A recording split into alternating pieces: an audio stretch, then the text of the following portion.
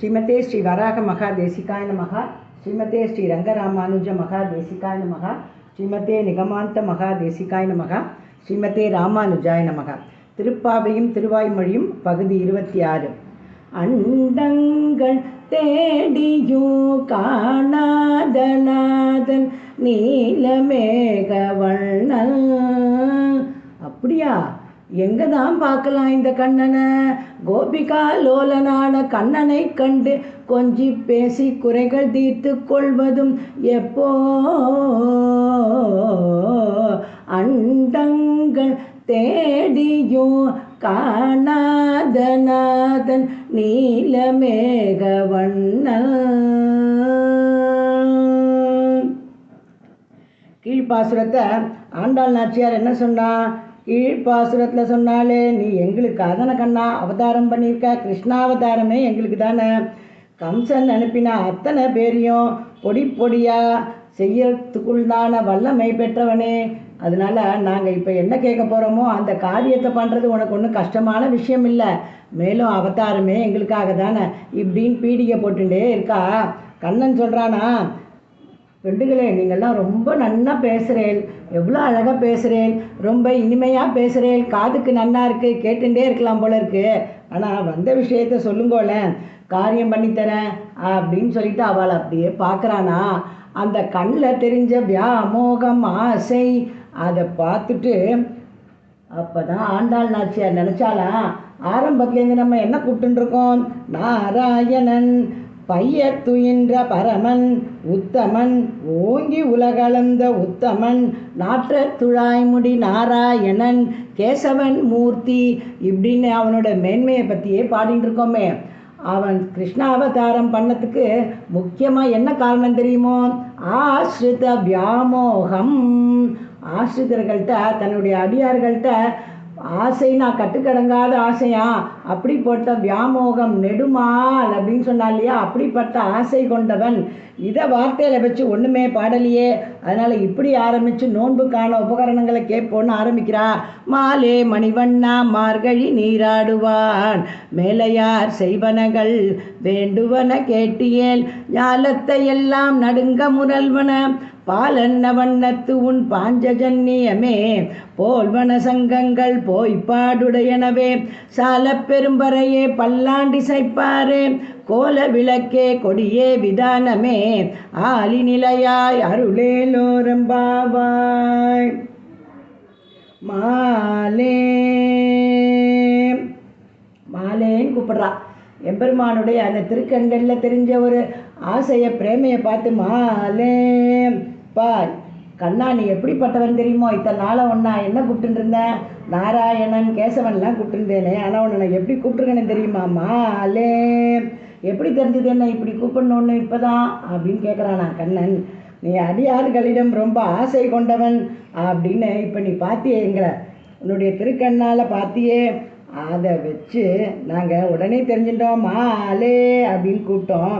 உன்னுடைய அத்தனை லீலைகளும் கிருஷ்ணாவதாரம் பண்ணி நீ என்னென்னலாம் பண்ணின. கோப பசங்களோட விளையாடினியே, வெண்ணை திருடினியே, கட்டுண்டு கிடந்தியே, முத்துப்பட்டியே, இது இத்தனையும் செஞ்சியே.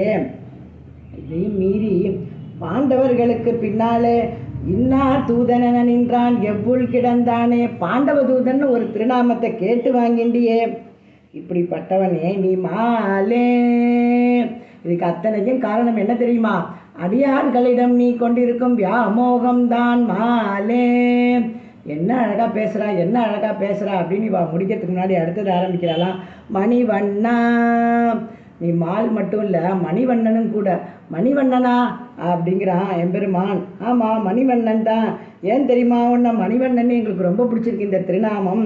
பந்திருக்கும் மெல்விரலால் பாவை பனிமலரால் வந்து இருக்கும் மார்பன் நீலமேனி மணிவண்ணன். வந்து இருக்கும் மார்பன் பெரிய பிராட்டி ஆசையாக வந்து தங்கியிருக்கிற இடமா எது? அது உன்னுடைய திருமார்பு. ஏன்னா நீ எப்படிப்பட்டவன்? மால் நீலமேனி மணிவண்ணன். ஆசிரியருக்கு ரொம்ப சுலபன், நீ ரொம்ப எளிமையானவன் அப்படின்னு சுலபன் நீ அப்படின்னு அடியார்களிடம் உனக்கு ஆசை ஒரு பக்கம் இருந்தாலும் அவளுக்கு சுலபமாக இருக்க, கை சரக்காக இருக்க. நீ ஒளிமிக்க மணியாக ரத்தனமாக இருந்தாலும் அப்படியே சின்ன துணியில் அந்த துணியோட ஒரு பகுதியை போட்டு கிழிச்சு அப்படியே அதை சுருட்டி அந்த ரத்னத்தை அப்படியே இடுப்பில் முடிஞ்சுன்னு போயிடலாம் இல்லையா.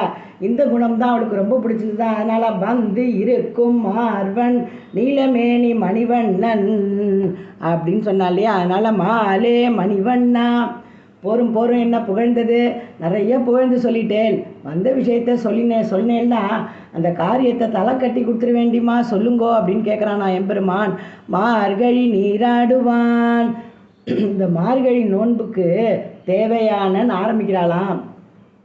எம்பெருமான் சொன்னாலாம், கொஞ்சம் இருங்கோ கீழ்ப்பாசனத்தில் என்ன கேட்டேன், உன்னை அறுத்தித்து வந்தோம் அப்படின்னு தானே சொன்னேன். என்னிடம் என்னையே வேண்டி வந்தேன்னு சொன்னேன். இப்போ மறுபடியும் நோன்புக்கு உபகரணங்கள்னு ஆரம்பிச்சிட்டேலே அப்படின்னோடனே ஆண்டாள் சொல்கிறாளாம், நீ தானே சொல்லியிருக்க, தேர்தட்டில் உட்காந்து சொன்னிய, என்ன சொன்ன, சிஸ்டர்கள்லாம் பெரியவாள்லாம் என்ன பண்ணுறாளோ அதை தான் இந்த உலகம் பண்ணுறதுன்னு சொல்லியிருக்கியோ இல்லையோ. நீயே உன் பேச்சை மாறலாமா. மேலே யார் செய்வனகள் வேண்டுவன கேட்டியேல். மார்கழி நோன்புன்னு ஒன்று ஆரம்பிக்க போகிறோம். பெரியவாள்லாம் அதை தீர்மானிச்சிருக்கா. இந்த விளக்க கூட்டம் நடந்ததே முதல் நாள் அன்றைக்கி நீ லீவ் போட்டுட்டியோ வரலையோ, அதில் என்ன பெரியவாள்லாம் முடிவு பண்ணா தெரியுமா, கண்ணன் துணைக்கு வர வேண்டியது இத்தனை பெண்களுக்கும் கன்னி பெண்களுக்கெல்லாம். அப்புறம் நோன்புக்கு என்னென்ன உபகரணங்கள் வேணுமோ அதெல்லாம் சம்பாதிச்சு கொடுக்க வேண்டிய பொறுப்பும் கண்ணனுக்கு தான் சொன்னாலே. நீ விளக்க கூட்டத்துக்கு வரலை கண்ணா, அதனால தான் உனக்கு தெரியல. அதனால் நாங்கள் சொல்கிறோம் கேளு. இப்போ நாங்கள் இந்த மார்கழி நோன்புக்கு பெரியவா நோன்புன்னா இன்னென்ன மாதிரி பண்ணணும் ஒரு வரையறை ஒரு நியத்தி வச்சிருக்கா தெரியுமோ. அதனால் நீ சொல்லியிருக்காதையே தேர்தட்டில் எதெல்லாம் பெரியவா செல்றாளோ தத்மஜ சமய பிரமாணம் வேதைச்ச. எது தர்மம்னா பெரியவா பண்ணுறது அனுஷ்டிக்கிறது எதுவோ அதுதான் வேதமும் பிரமாணம், பெரியவா அனுஷ்டிக்கிறது தான் அப்படின்னு இருக்கு இல்லையா. அதனால அதுபடி நாங்கள் என்ன பண்ண போகிறோம், நீயும் தேர்தட்டு வார்த்தையாக சாதிச்சிருக்க, இந்த மாதிரி ஒரு பிரமாண வச்சனமும் இருக்குது. அதனால் பெரியவா என்ன வரையறை விதிச்சுக்காலோ நோன்புன்னா அதுக்கு வேணுங்கிற உபகரணங்கள்லாம் சொல்கிறோம். நாங்கள் என்னவோ உன்னை தான் அறுத்தித்து வந்தோம், அதில் எந்த சந்தேகமும் வேண்டாம். இருந்தாலும் இந்த நோன்புன்னு ஆரம்பித்ததுனால அதை கிரமமாக பெரியவா சொன்னபடி செய்யணும். மேலே யார் செய்வனகள் வேண்டுவன கேட்டியேல். என்னென்ன வேணும் தெரியுமோ எங்களுக்கு, ஞாலத்தை எல்லாம் நடுங்க முரல்வன பாலன்ன வண்ணத்து உன் பாஞ்சஜன்யமே. நீ பாஞ்சஜன்யம் வச்சிருக்கே, அது இடிமாறி முழங்குன்னு சொல்லியா அந்த குருக்ஷேத்திரத்தில் எப்படி இருந்ததுதான், துரியோதனனுக்கு ஹிருதயத்தை பழக்கிற மாதிரி இருந்தது. அப்படி உன்னை பாஞ்சஜன்யம் மாதிரியே எங்களுக்கும் சங்கம் வேணும்.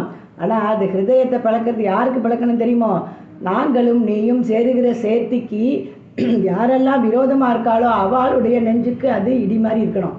மற்றபடி எங்களுக்கு எப்படி இருக்கணும் தெரியுமோ, அது மங்களகரமாக இருக்கணும் அந்த சங்கநாதம். பாலன் வண்ணத்து உன் பாஞ்சசன்னியமே போல்வன சங்கங்கள். அப்படி சங்கங்கள் வேணும். எத்தனை சங்கம், 1 2 இல்லை, 5 லட்சம் வேணும். சால பெரும் பறையே. அடுத்தது சொல்லுங்கன்றான், பரவாத்தியம் வேணும். இந்த ஆண்டாள் கோஷ்டி வருது அப்படின்னு தெரியணும் இல்லையா எல்லாருக்கும், அதனால அதை தெரிவிக்கிற மாதிரி பரவாத்தியம் வேணும் அப்படின்னு கேட்குறா. பல்லாண்டு இசைப்பாரே ஹரிநாராயண ஹரிநாராயண அப்படின்னு நாங்கள் பாடினோன்னா அதை வாங்கி பாடுறதுக்கு மனுஷா வேணும் இல்லையா, அதுக்கு வேணும். பல்லாண்டு இசைப்பாரே, பல்லாண்டு சொல்லுவாரேன்னு சொல்லலையா, இசைப்பாரே, இசைவித்து, அதாவது ஆசையோடு பாடணும், மனசில் சந்துஷ்டியோடு பாடணும். அப்படி பல்லாண்டு இசைப்பார்கள் வேணும்.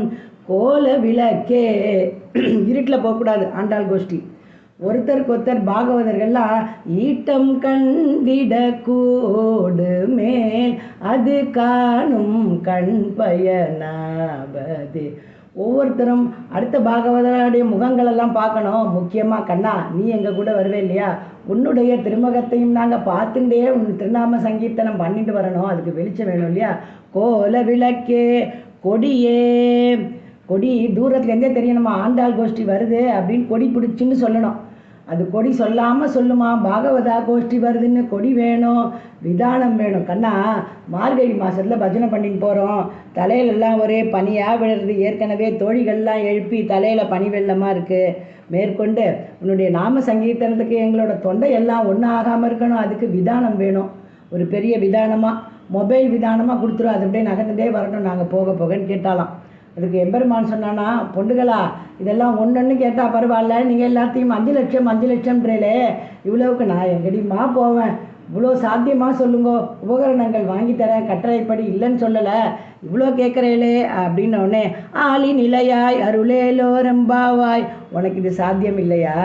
ஆலி நிலை பாலகனாய் அன்றுலகம் உண்டவனே, உலகத்தையே உண்டாயே, அப்புறம் ஆளி நிலையில் ஒரு பாலகனாக போய் படுத்துட்டியே, உனக்கு இதெல்லாம் சாத்தியம் இல்லாத விஷயம் நீ சொன்னால் நாங்கள் நம்புவோமான்னு எம்பெருமான் பார்த்தானா, ஆநிறை இளம் மீள குறித்த சங்கம், ஆநிறை இனம் மீள குறித்த சங்கம்னு சங்கத்தெல்லாம் கொடுத்துட்டானா, பறை வாசிக்கிறதுக்கு ஜாம்பவானையும் கொடுத்துட்டு பறையையும் கொடுத்தானா. அப்புறம் என்ன பண்ணானா, பல்லாண்டு இசைப்பறதுக்கு பல்லாண்டு பாடின பெரியாழ்வாரையும் பொலிக பொலிக பொலிக அப்படின்னு பாடின நம்மாழ்வாரையும் அனுப்பிச்சி வச்சானா. கோல விளக்கான நப்பின்னையே அனுப்பிச்சானா. கொடியே விதானமே, பெரிய திருவடியான கருடனை கொடியை அனுப்பிச்சிட்டாரா. விதானமே, தன்னுடைய பீதாம்பரத்தையே விதானமாக கட்டிக்கோங்கன்னு கொடுத்துட்டானா. இப்படி எல்லாத்தையும் எம்பெருமான் ஆளி நிலையாய் அருளேலோ ரெம்பாவாய் அப்படின்னு கொடுத்துட்டானா. இது திருப்பாவை பாசுர அனுபவம். இப்போ திருவாய்மொழியில் சுவாமி நம்மாழ்வார் என்ன சாதிக்கிறார்? மாலே மணிவண்ணா, மால்ங்கிற வார்த்தைக்கு பெருமை, மையல், கருமை அப்படின்னு நிறைய அர்த்தம் இருக்குது. முதல்ல மால் மையல் அப்படின்ற அர்த்தத்தை எடுத்துட்டோன்னா, மையல்னா ரொம்ப தீர்க்கமான வியாமோகம் அப்படின்னு அர்த்தம் பண்ணிட்டோன்னா, அதுக்கு தீர்க்கமான வியாமோகம், அளவு கடந்த ஆசை, பித்தி பிடித்தார் போன்ற ஆசை, அப்படிப்பட்ட ஆசையை அடியார்களிடத்தில் உடையவன் அப்படின்றதுக்கு சுவாமி நம்மாழ்வார் சாதிக்கிறார். மாலிருஞ்சோலை மலையென்றேன் என்ன, திருமால் வந்து என் நெஞ்சு நிறைய புகுந்தான். மாலிருஞ்சோலை மலையென்றேன் என்ன, திருமால் வந்தன் நெஞ்சு நிறைய புகுந்தார். திருமாலிருஞ்சோலைன்னா நம்ம திவ்ய தேசத்து பேரை தான் சொன்னேன். உடனே என்ன பண்ணான்? ஓடி வந்தான், வந்து என் நெஞ்சு நிறைய புகுந்து அப்படியே வந்துட்டு உடனே போயிட்டானா? இல்லை, பேரேன் என்றன் நெஞ்சு நிறைய புகுந்தா. இனிமே நான் போகவே மாட்டேன் ஆழ்வீர், உங்களுடைய மனசை விட்டு நான் போக மாட்டேன் அப்படின்னு என் மனசுக்குள்ளேயே இருந்தான். மாலே, இன்னொரு இடத்துல இந்த மாலேன்ற வார்த்தைக்கு சுவாமி நம்மாழ்வார் சாதிக்கிறார். உன்னை பார்த்தா எனக்கு ரொம்ப ஆச்சரியமாக இருக்குப்பா, நானும் உன்னையே அர்த்தித்து பல நாள் அழுதேன்.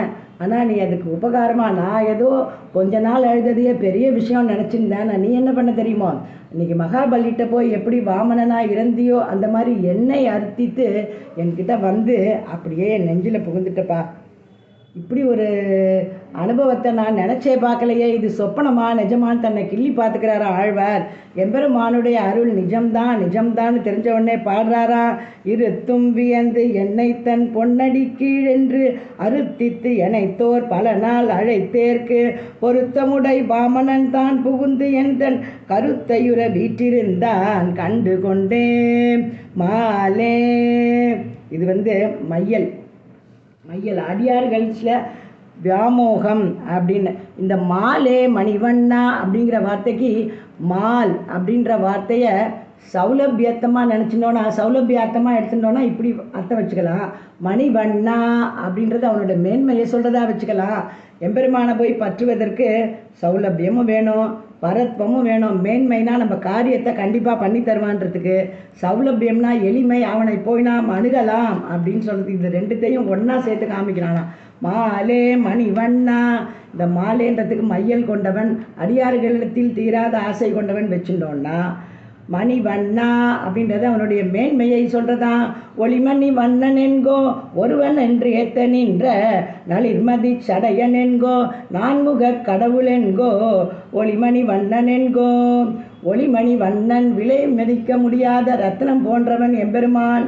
இந்த எம்பெருமான் எப்படிப்பட்ட மேன்மையுடையவன்னா, அவளுக்கு எவ்வளோ முடியுமோ, எவ்வளோ புகழ தெரியுமோ, எவ்வளோ சக்தி இருக்கோ அவ்வளவு ஏற்றுகிறார்கள். இவன் நளிர்மதி சடையன்னு சொல்கிறோமே, அந்த சிவபெருமானுக்கும் அந்தர்யாமியா எம்பெருமான் தான் இருக்கான். நான்முக கடவுள்னு சொல்கிறோமே, அந்த பிரம்மாவுக்கும் அந்தர்யாமியா எம்பெருமான் தான் இருக்கான். ஒளிமணி வண்ணன் என்கோ, இது பரத்வத்தை சொல்கிறது. மாலே மணி வண்ணா.